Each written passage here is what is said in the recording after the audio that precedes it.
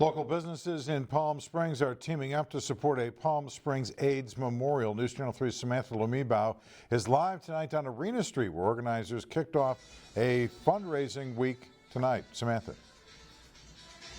John, that's right. Proceeds of some of the businesses here on Arenas will be going towards the remaining funds needed to complete that AIDS Memorial project. Now, once that's done, that memorial will actually go up just down the street at Museum Park to honor those who have lost their lives to HIV and AIDS. Several businesses line Arenas Road, each unique in their own way.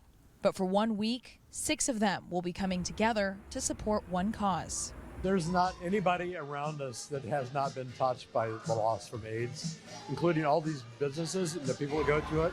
So I think we're reaching out to those people who can actually have the most impact here. This is just a small glimpse of what the Palm Springs AIDS Memorial sculpture will look like. Mike Ritchie is part of the task force, turning this 2-foot model into a 9-foot sculpture that'll be displayed in the downtown Palm Springs Museum Park for everyone to see. Basically, this is a community side, and the other side you can reach through, and there's a individual side over here, and you can actually touch both sides. Ritchie tells me it's a way to make sure those who've lost their lives to HIV or AIDS are never forgotten. It's also important to use that as a touchstone for the younger generation to make sure that those lessons we learned are never repeated. It's a cause that impacts much of the LGBT community, but here at Gay Mart USA, it especially hits close to home. My boss is donating a good amount in memorial of his late partner, Timothy Fouch, who was also the owner and founder of Gay Mart.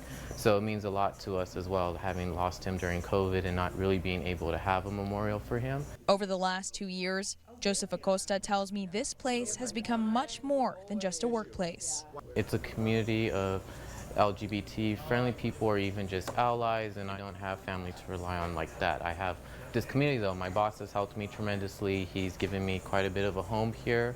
With the Arenas district teaming up, Acosta tells me he's grateful they can work together toward a common goal.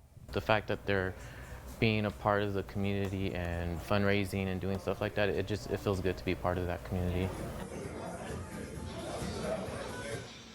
And now the memorial is about $75,000 away from its goal. And if you would like to support, you can come down here to Arenas throughout the next week and support some of these businesses that are doing it. And it's expected to go up by next year.